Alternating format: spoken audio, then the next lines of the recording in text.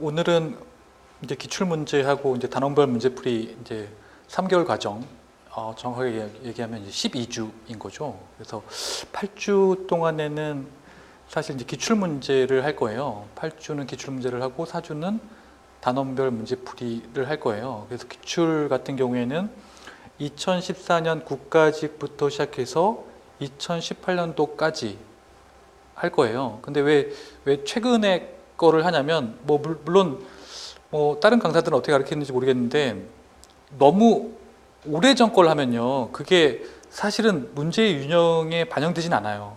무슨 말인지 아시겠죠? 그러니까 가장 좋은 건 최근 거야. 최근 거가 문제 유형에 가장 유사해.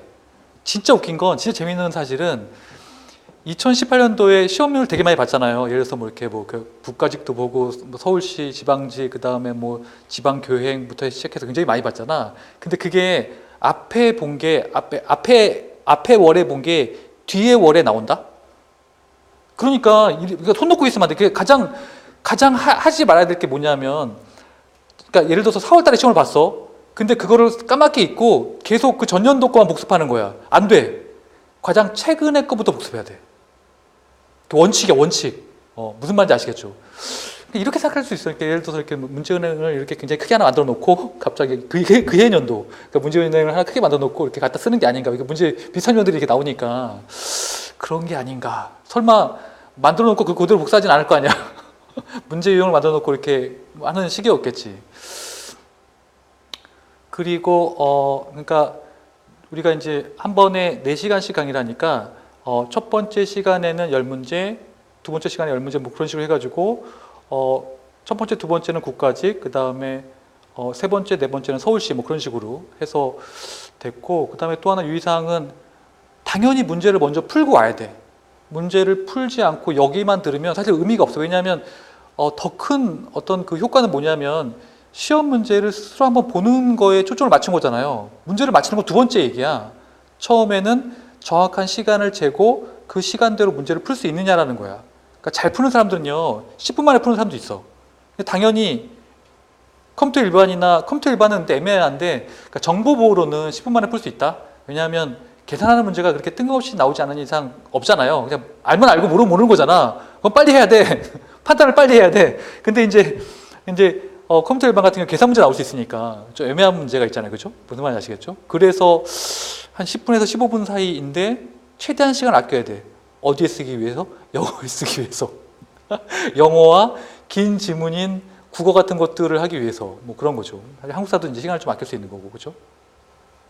그렇게 해서 시간 배분을 잘 하셔야 된다라는 개념인 거죠. 그래서 첫 번째 시간에는 이제 2014년 국가직 이제 기출 문제부터 보시면요. 일단 1번 문제는데요. 오랜만에 강의하니까 말이 꼬이네. 어쨌거나 이거 기억나시죠? 다 이제 문제풀이를 어떻게 할 거냐면 문제 나오고 그 다음에 내가 강의했던 자료에서 발췌해가지고 해당하는 답안을 갖고 올 거예요. 그렇게 이루어지는 거예요. 만약에 없으면 이제 새로운 데서 이제 뽑아오는 건데, 1번 같은 경우에는 트랜잭션 특성, 네 가지 특성 기억나시죠? 네 가지 특성을 영어로 ACID라고 부르는데, 왜 ACID냐면 ACID이기 때문에 이렇게 되는 거예요. 자, 봐봐. 원자성이 뭔지는 설명 안 할게. 그거는 이제 대수가 들어가는 거니까 그건 설명 안 할게. 일단은 시험 문제 되게 간단하게 나왔죠? ACID인데 뭐가 틀렸냐면 A는 맞았어. 원자성이야. 그리고 C가 틀렸어. 병행성이 아니라 일관성이야. 일관성. 컨시스턴시. 그래서 병행성 보면은 뭔가 맞는 것처럼 보이긴 하잖아. 시험 문제를 엉뚱하게 내진 않았어. 병행성 뭔지 아시죠? 시리얼라이제이션 기억나시죠? 근데 그거는 이제 그 안에 포함되어 있는 거지. 그러니까 예를 들어서 이렇게 지속성이나 그런 데 안에 포함되어 있는 거지 별도로 밖에 있는 게 아니야. 무슨 말인지 이해되시죠? 그렇죠? 그리고 ACI 맞고 고립성을 다른 말로 격리성. 그러니까 사실은 한글로 기억하는 것보다 영어 단어로 기억하는 게 더 좋아요. 그리고 듀러블리티, 지속성. 됐죠? 그래서 요게 내가 가르친 대로 보자면 이렇게 되는 거죠.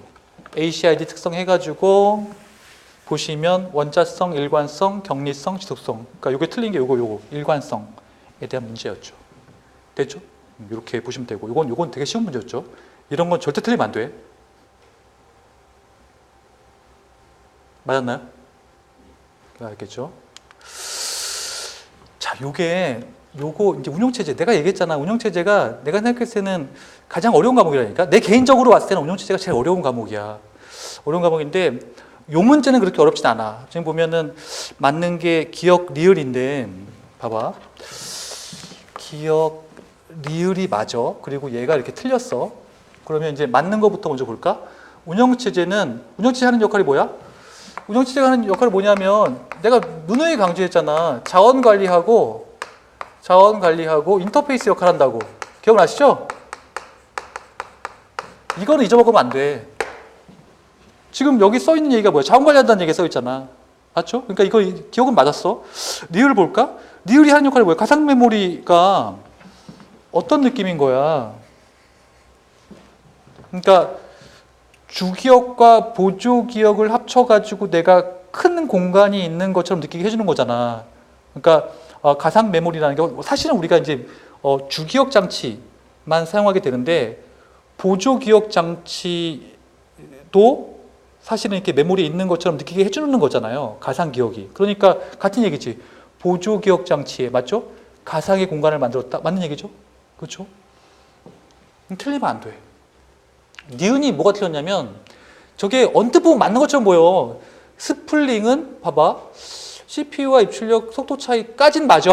까진 맞아. 근데 주기억 장치가 아니라 보조기억 장치야. 이거 애매하지? 보조기억 장치야.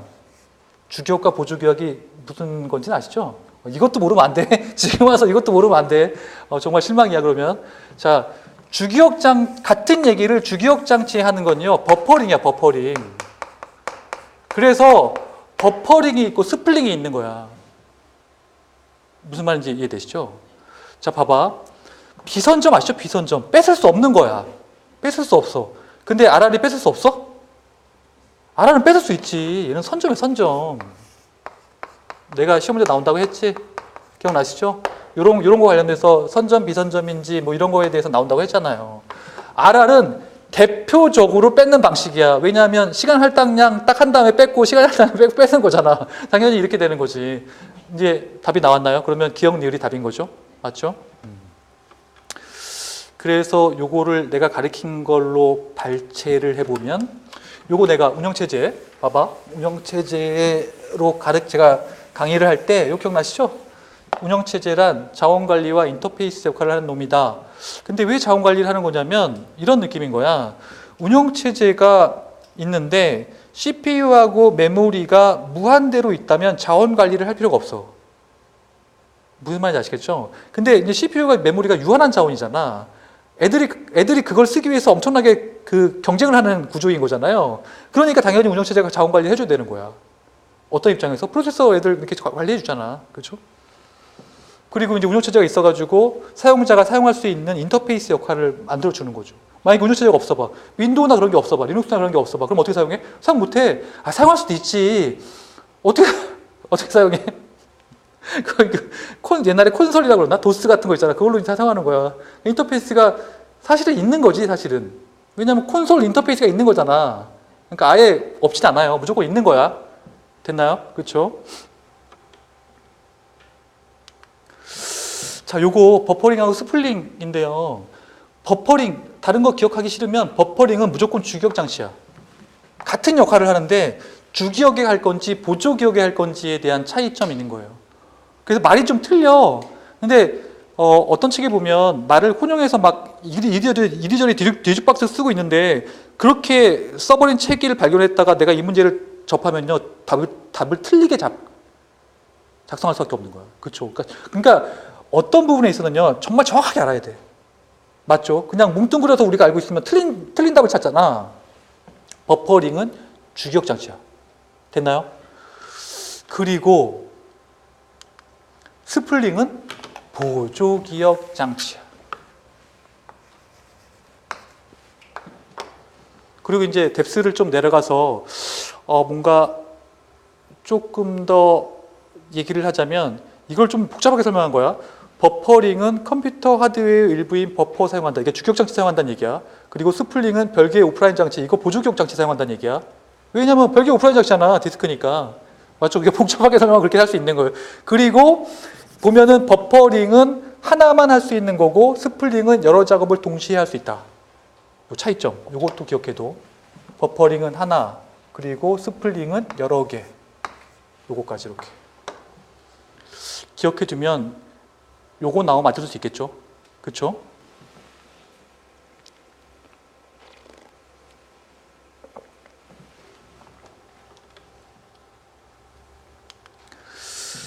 그 다음에 라운드 로빈 보시면 규정 시간, 그냥 타임 퀀텀이나 타임 슬라이스만큼 규정 시간량이나 시간 할당량만큼 예를 들어서 1초가 될 수도 있고 10mm가 될 수도 있고 그거에 따라서 이렇게 그 할당만큼만 하고 뒤로 이렇게 돌아가는 거잖아요, 그죠?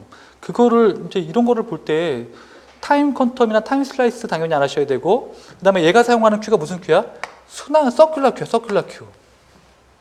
큐는 큐인데요. 큐는 큐인데, 그러니까 요게 이렇게 돌지 않으면 그냥 큐예요. 근데 요게 이렇게 와서 이렇게 돌면, 이렇게 한 바퀴 이렇게 돌면 요거는 순환 큐가 되는 거야. 그러니까 서큘러 큐를 사용한다는 거. 그리고 얘는 규정 시간량만큼만 사용하기 때문에 선점형이 되는 거죠. 맞죠?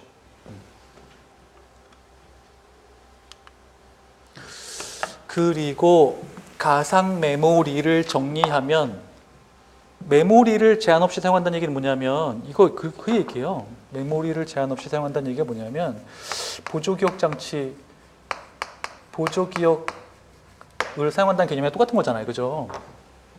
근데 이제 문제는 전체를 사용하는 것처럼 보이지만 요구한 메모리 전체가 올라올 필요는 없잖아요, 그렇죠? 일부만 적재하는 거잖아. 일부만 적재해서 발생하는 문제가 뭐냐면 이런 문제가 발생해. 수압인, 수압 아웃. 이게 뭔지 아시겠죠? 보조기억과 주기억에서 데이터가 왔다 갔다 하는 거예요. 이게 많지 않은 게 제일 좋아. 근데 어쩔 수 없이 발생하는 거잖아요. 그러니까 사용자는 이제 되게 많은 것처럼 보면서 사용을 하고 있지만 사실은 내부적으로는 계속 수압인, 수압 아웃이 발생하는 거잖아요. 맞죠? 그리고 이제 주소 테이블 같은 경우에 이제 주기억 장치에 있어야 되는데 주소 테이블 자체가 여기 당연히 주소 테이블이 있어야 되는 거잖아요. 그렇죠? 근데 그게 주기억이 있으면 그러니까 액세스 시간이 걸리잖아. 그러니까 캐시 같은 거 이용해 가지고 하면 좋다는 얘기죠. 맞죠? 기억나시죠? 캐시 같은 거, 그죠? 캐시가 그 고가의 그 고속 장치잖아요. 고속 메모리잖아. 그죠?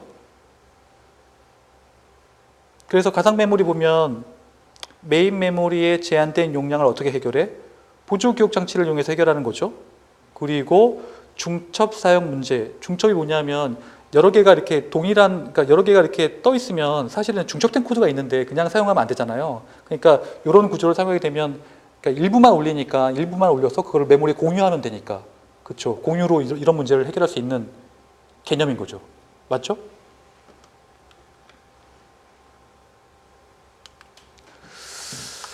그래서 이거를 그림으로 보여드리면 이렇게 되는 거잖아. 그러니까 사용자가 바라보는 건 이거야. 사용자가 바라보는 거는 요거인 거죠. 요거. 근데 이제 요게 이제 가상 메모리 테이블인데 여기 보면 요거를 바라보고 있는데 이 중에 일부는 메인 메모리에 있고 이 중에 일부는 보조 기억 장치에 있잖아요. 근데 문제는 뭐야? 사용자가 바라보는 건 이거라는 거야. 헷갈리면 안 돼. 사용자가 바라보는 게 이거라면 올라와 있는 건 0, 2, 3밖에 없는 거야. 사용자가 바라볼 수 있는 건 0, 2, 3밖에 없어. 그렇죠? 근데 이제 사용자가 바라보는 게 이거라면 다 올라와 있는 것처럼 느껴지는 거죠. 근데 어떻게 해야 돼? 이제 만약에 내가 0을 사용하면 0은 그냥 바로 사용하면 돼. 근데 내가 1을 사용하려고 그래? 1이 없잖아. 그럼 어떻게 해야 돼? 수압 2는 해야 돼. 맞죠? 그런 개념인 거야. 그리고 자기가 갖고 있는 거 수압 아웃 한 다음에. 그렇죠?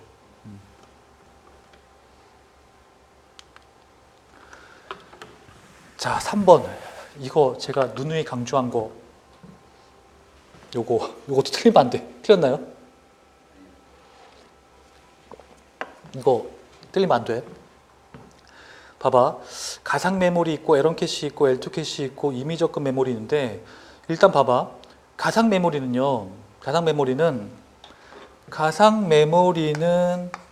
주기억과 보조기억을 동시에 액세스하죠. 맞죠? 그러니까 느릴 수밖에 없어. 그러니까 주기억과 보조기억을 액세스하면 가장 느린 데에 종속되는 거잖아. 그럼 결국에 보조기억인 거야. 맞죠? 근데 이미 접근 메모리는 얘 주기억이잖아. 맞죠? 얘는 캐시잖아. 그죠? 캐시죠. 에런이 제일 빠르겠죠. 에런 L2 중에 에런이 빠른 건 당연한 거잖아. 그죠? 당연한 거죠. 이거를 다른 말로 뭐라고 부르냐면 온칩 캐시라고 부르고 얘를 오프칩 캐시라고 부르죠. 왜 온칩이냐면 CPU 안에 있기 때문에, 그리고 왜 오프냐면 CPU 밖에 있기 때문에. 그래서 그러니까 순서대로 나열하면 L1, L2, 그 다음에 리을, 이미 접근 램이죠. 그리고 가상 메모리 형태로 가게 되는 거죠. 맞죠?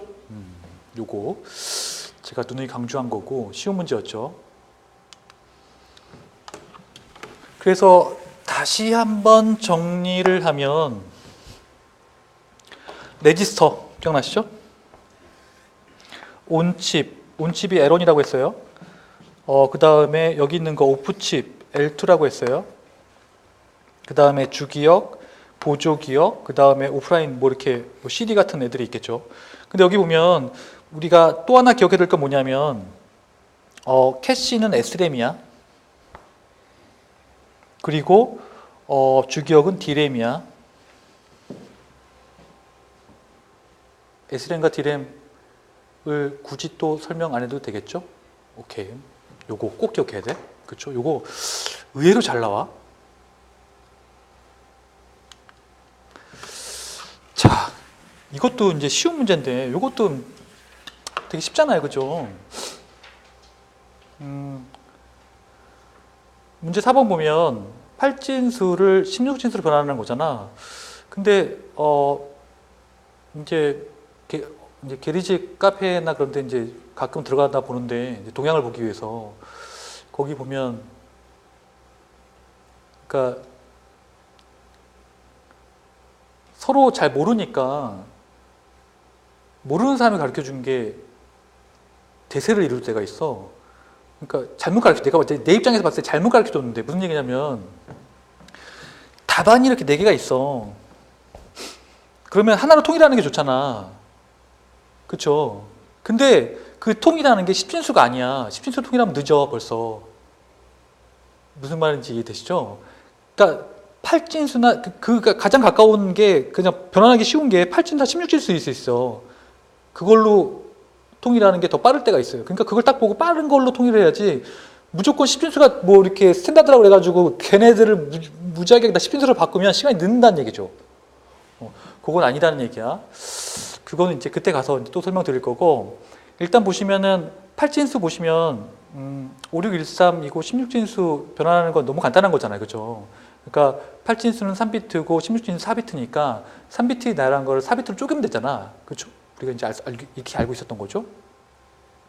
근데 이거의 문제는 뭐냐면 시간을 잡아먹는다는 거야. 빨리 해야 돼요. 빨리.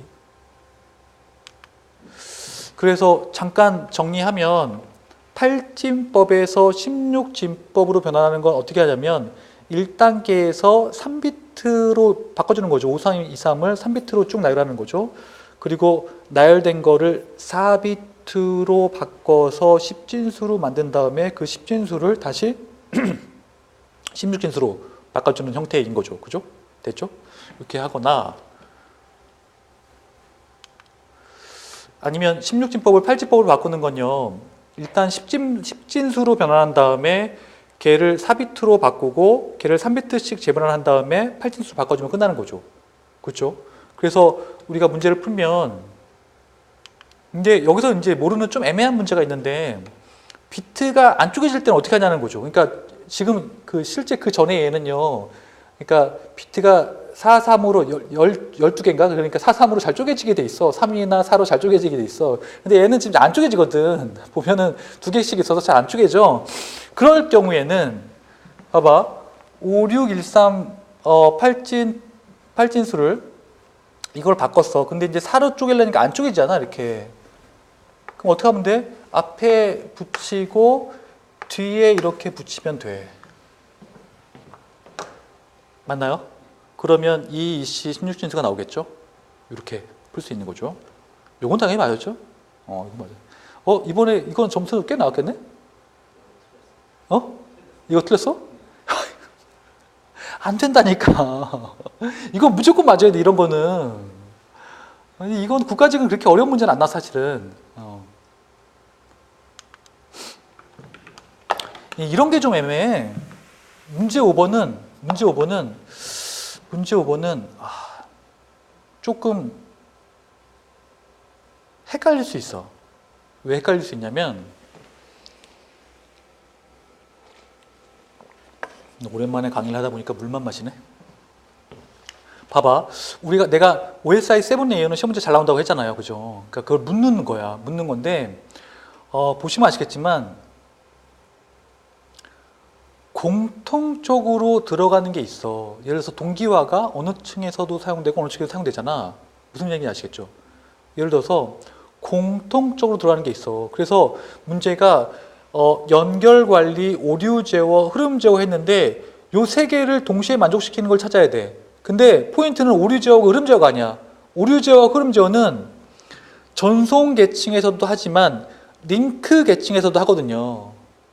무슨 말인지 이해되시죠? 이거 막 그냥 이렇게 생각하면 안 돼. 오류 제어, 흐름 제어, 링크 계층인데 왜 전송, 이게 딱 하나만 정해져 있어 뭔가 하는 게 아니에요. 그러니까 딱 하나만 해서 하는 거는 이런 거지, 이런 거. 연결 관리 기억나시죠? 종점 엔드 투 엔드 간의 연결 관리, 커넥션 컨트롤 기억나시죠? 어디서 해? 전송 계층에서 하죠. 저게 포인트야, 저게. 이거 또 나오지만 이따 서울시에서 나오는데 오류 제어나 뭐 그런 애들 같은 흐름 제어 같은 애들 있잖아요. 링크 계층에서도 하고 전송 계층에서도 해요. 같이 묶여 있는 거야. 헷갈리면 안 돼. 이거 맞았나요? 연결 관리가 포인트인 거예요. 헷갈리면 안 돼. 요 문제는 그러니까 이렇게 헷갈리게 되는 거야. 됐나요? 요거 잘 봐야 돼. 그다음에 그럼 전송 계층에서 하는 일이랑 그다음에 링크 계층에서 하는 일이랑 네트워크 계층에서 하는 일이랑 세션 계층에서 하는 일이 틀리겠잖아요. 그죠? 그런 것들 이제 보면 되는데 제가 강의한 데서 보면 이렇게 돼 있죠. 전송층 같은 경우에는요. 자, 메시지를 엔드 투 엔드 하죠. 그죠? 기억나시죠? 그리고 포트 있죠? 자, 요거 헷갈리면 안 돼. 단편화와 재조립 있잖아요. 세그멘테이션 앤 리어셈블리 하잖아. 이거 어디서도 해? 이거 전송층에서만 해? 아니죠. 네트워크층에서도 하죠. 그러니까 요거 하나로 답을 찾기가 애매하다니까? 무슨 말인지 아시겠죠? 근데 좀 틀려지지. 얘 같은 경우에는 세그멘테이션이고 걔는 프래그멘테이션이니까 요거가 좀 틀려. 근데 이름은 같아. 단편화라고. 어차피 쪼개는 거니까. 됐나요? 이거 헷갈리면 안 돼. 자, 연결 제어는 얘 혼자 하나인 거야. 커넥션 컨트롤. 그러니까 연결 제어, 연결 관리 다 같은 말이야. 그렇죠? 요거 헷갈리면 안 돼.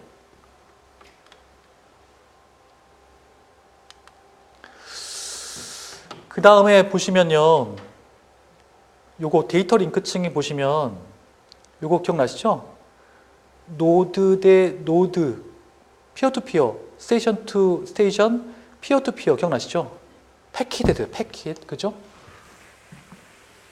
주소 지정, 맥, 물리적인 주소 기억나시죠? 접근 제어, 맥 필터링 기억나시죠? 그 다음에 흐름 제어, 오류 처리. 여기 나오죠? 흐름 제어, 오류 처리. 스탑 앤 웨이트, 슬라이딩 윈도우, ARQ 기억나시죠? 이런 것들.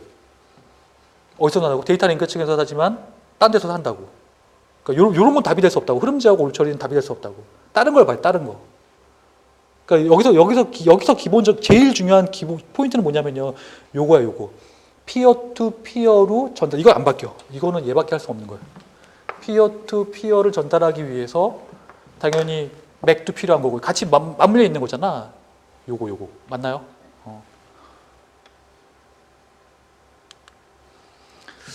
그 다음에 네트워크층이죠. 얘는 패킷이죠. 엔드 투 엔드죠. 논리적인 주소이죠. IP 어드레스죠. 경로 지정이죠. 라우팅이죠. 그리고 주소 NAT죠. 기억나시죠? 이런 거. 그 다음에 세션층. 세션층은 세션 관리하는 거 기억나시죠? 그러니까 확인점을 이용하기 위해서 설정, 유지, 종료 같은 거 하는 거, 동기화, 신 같은 거 이용해서 동기화하는 거죠. 기억나시죠? 그리고 원활한 종료 뭔지 아시죠? 그렇죠? 반대가 강제 종료인 거고, 그렇죠?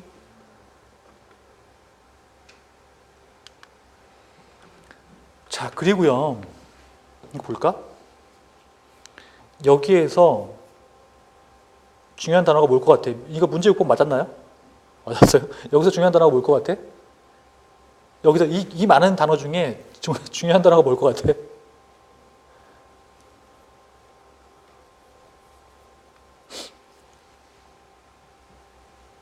뭘까요? 응? 맞아. 유일하게 재전송하는 얘밖에 없어요. ARQ만 재전송을 했고, 우리 알잖아, 고백행 같은 거 재전송하잖아, 그렇지? 얘만 재전송하고요. FEC하고 그러니까 순회보호, 사이클릭 코드하고 그다음에 해밍 코드는요 재전송을 하지 않아. 그러니까 FEC 순회 사이클릭 코드하고 해밍 코드는 가가지고 거기에서 전송된 거를 기반으로 해서 오류를 정정해. 근데 ARQ 같은 경우에는 만약에 내가 받았는데 오류가 발생했으면 재전송을 요구해. 됐나요? 이건 완전히 틀린 얘기야. 그러니까 ARQ하고 나머지 애들 완전 틀린 얘기야. 재전송을 하느냐, 하지 않느냐에 따라서 바뀔 수 있는 거죠. 그렇죠?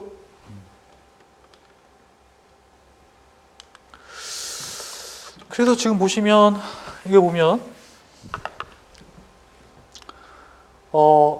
그러니까 ARQ를 보시면 ARQ에는 스탑 앤 웨이트 ARQ가 있고 하나씩 보내는 거죠. 그러니까 슬라이딩 윈도우 ARQ가 있는데 고백엔이 있고 셀렉티브 리젝 기억나시죠? 이런 것들이 있었다라는 거고, 그 다음에 지금 FEC 있는데, 그러니까 FEC하고 그 다음에 ARQ를 비교하고 있는 건데, 사실 ARQ 같은 경우에는 보시면은 신뢰성 관점에서는 되게 좋지. 왜냐하면 재전송을 하니까 신뢰성 관점에서 제일 좋지만, 문제는 뭐냐면, 그러니까 신뢰성이라는 건 뭐냐면 사실 FEC나 다른 같은 경우에 오류가 많이 발생하면 완벽하게 복구할 수 있을까? 완벽하게 복구한다는 거 좀 애매해. 완벽하게 복구하려면 더 많은 부가적인 정보를 보내야 되는데, 그러면 배보다 배꼽이 더 커지는 케이스인 거거든요. 무슨 말인지 이해되시죠? 그러니까 신뢰성이 그렇게 완벽하다고 볼 수는 없어요. 근데 ARQ는 완벽하지. 왜냐하면 재전송하면 되니까. 근데 재전송하면 무슨 문제가 발생해? 시간 지연이 발생하지. 맞나요? 그러니까 신뢰성은 높아지는데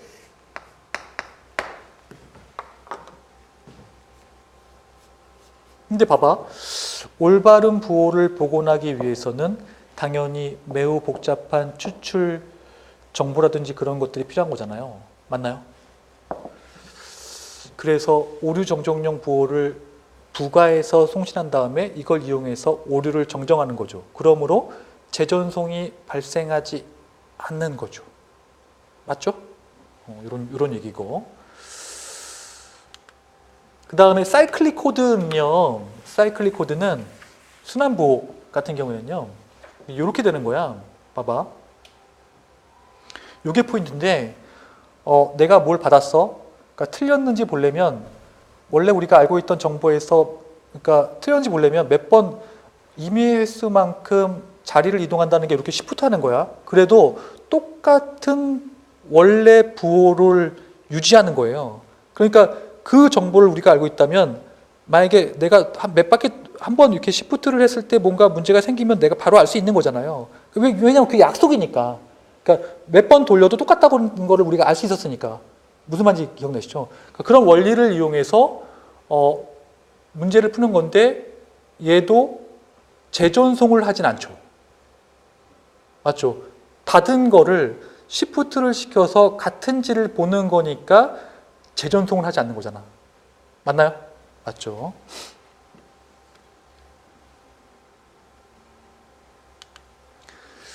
그 다음 해밍 코드, 이거 굉장히 유명한 코드죠. 얘는 사실은 페리티라고 하면요. 페리티 아시죠? 페리티는 교정은 안 되잖아. 검출만 되는 거지. 그것도 이제 짝수계로 발생하면 안 되는 거잖아. 맞죠, 맞죠, 맞죠. 그래서 이제 그걸 개선하기 위해 만들어진 건데, 일단 재전송은 시간이 걸리니까 원거리 데이터 전송할 때는 해밍 코드가 굉장히 유용하게 사용될 수 있다라는 거죠. 해밍 코드 원리에 따라서 이렇게 넣는 거잖아요, 그렇죠? 부가적인 정보를 넣어가지고 뭐 하는 거잖아, 그렇죠? 그런 얘기들. 이것도 마찬가지로 재전송을 요구하지는 않죠, 그죠? 자, 볼까? 이런 문제가 잘 나와. 세 개의 페이지 프레임, 이거 맞았나요? 세 개의 페이지 프레임 봐봐. 세 개의 페이지 프레임 기억 장치에서 페이지 요청이 일어날 때 페이지 교체 알고리즘이야. 그 페이지 교체 알고리즘이 뭐냐면 LFU야. LFU가 뭐냐면 자주 사용하지 않는 거를 교체하는 거잖아. 그러니까 자주 사용하지 않은 거를 알려면요 카운트를 해야 돼. 그죠? 그죠? 그래서 이런 걸로 했을 때 페이지 요청 번호가 이렇게 됐을 때 몇 번의 페이지 부재, 페이지 폴트가, 그러니까 내가 요청하려는데 없으면 히트가 나지 않으면 폴트인 거잖아요, 그죠? 그런 거를 그러니까 몇 개인 건지를 이제 파악하는 건데, 일단 LFU는요, 다른 건 보지 않을게요. LFU를 보시면 참조 카운터가 있어요. 참조 횟수 카운터가 있어가지고 이 카운터의 수가 가장 작은 페이지를 대체하는 거죠. 맞죠? 맞죠? 그렇게 되는 거고.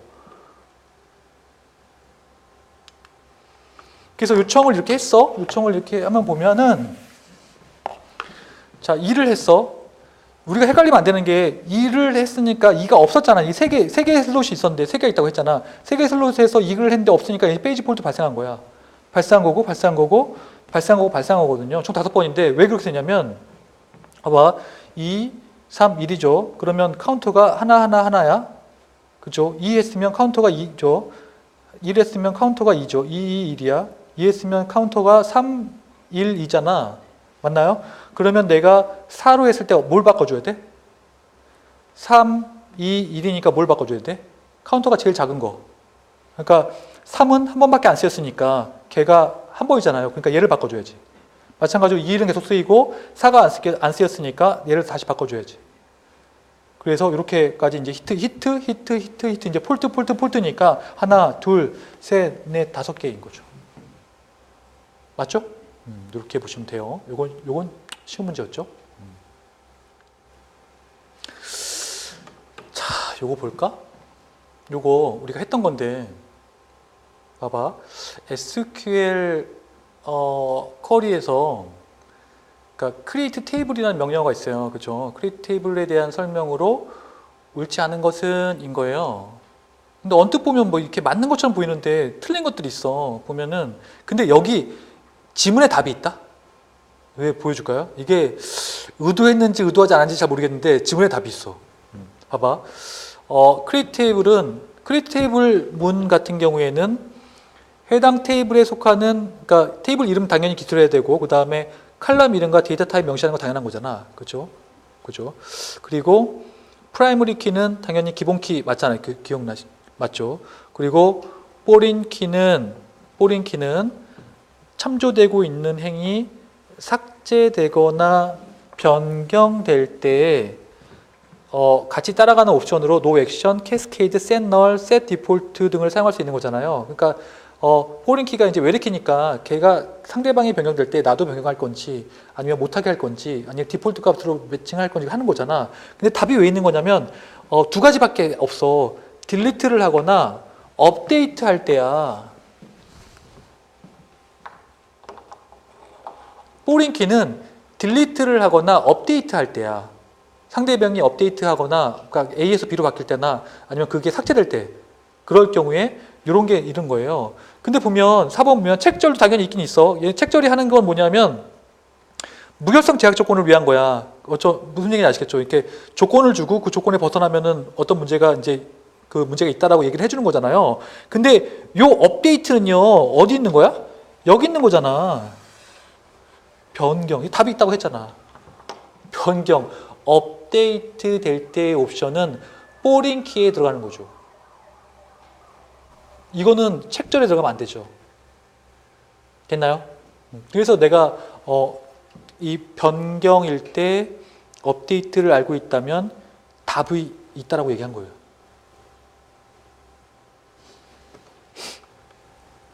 그래서 보시면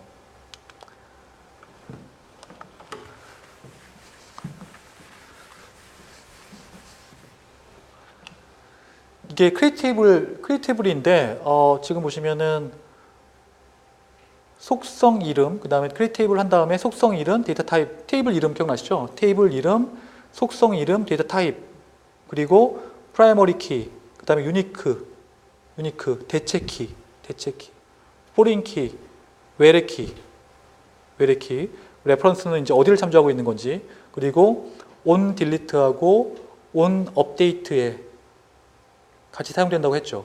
그러니까 삭제나 업데이트에. 그리고 그다음에 마지막에 이제 조건, 제약 조건, 콘스테인트나 아니면 책 기억나시죠?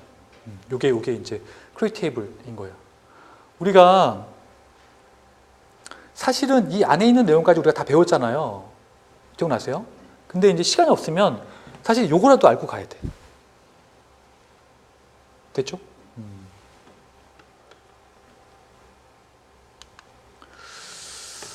그 다음에 문제 9번이에요. 요거 문제 쉽죠. 데이터 전송 방식 중에 한 번에 한 문자 데이터를 전송하게 가지고 한 문자에다가 스타트 bit이랑 스탑 bit 같이 있는 거 전송 방식이 뭐예요? 비동기식 전송 방식인 거죠. 물론 동기식 전송 방식에 문자 중심과 그리고 비트 중심이 있긴 해요. 그래서 비동기식 우리 그 게리직 친구들 보면 게리직에 이제 게리직에서 이제 질문 올라온 거 보면 이 부분도 있었는데 헷갈려하는 거예요. 지금 비동기식의 문자와 동기식의 문자는 뭐가 틀립니까? 라는 거죠. 그래서 지금 보시면요. 비동기식은 한 문자를 대상으로 한 문자씩 보내는 거예요. 한 문자씩. 근데 동기식은요. 문자를 보내긴 보내는데요. 문자들 여러 개 이렇게 묶어가지고 이렇게 보내는 거예요. 그러니까 쪼갤 때 그 패킷 안에서도 이렇게 구분할 수 있잖아. 그러니까 문자 단위로 구분해가지고 패킷을 문자를 모아가지고 이렇게 보내는 거예요. 됐나요? 됐죠? 얘는 이제 비트는 구분이 없는 거죠. 구분할 필요가 없잖아. 얘는 비트 열이니까. 됐나요? 그렇죠? 그리고 뭐 아날로그 전송이 있고 디지털 전송이 있고 병렬이 있고 직렬이 있고 이거는 이제 기본적으로 우리가 알고 있는 내용들 중에 하나인 거죠. 그죠? 이렇게 보시면 되고.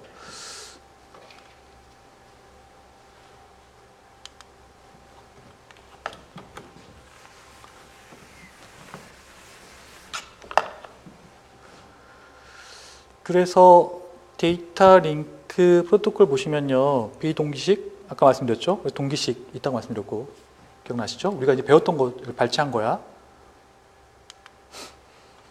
그래서 비동기식 같은 경우에는 문자를 독립적으로 보내는 거죠. 그리고 동기식 같은 경우에는 비트 중심인데, 그러니까 비트를 비트로 바라볼 건지 문자로 바라볼 건지 차이점이 있는 거야. 그렇죠? 이렇게 보시면 되고. 그래서 요거 이제 뎁스가 하나 더 들어가면 비동기식은 모뎀에서 옛날에 이제 모뎀에서 많이 사용했던 방식인 거고, 그래서 시작과 정지 비트라고 말씀드렸잖아요. 시작과 스타트 비트하고 스탑 비트 기억나시죠? 스타트 비트하고 스탑 비트인 거고, 그 다음에 문자 사이에 가변 길이 이렇게 있는 거죠, 그죠?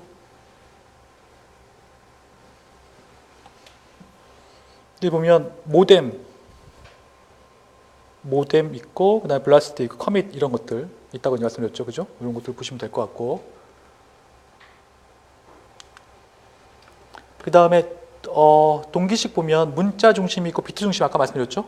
기억나시죠? 문자 중심이 있고 비트 중심이 있고.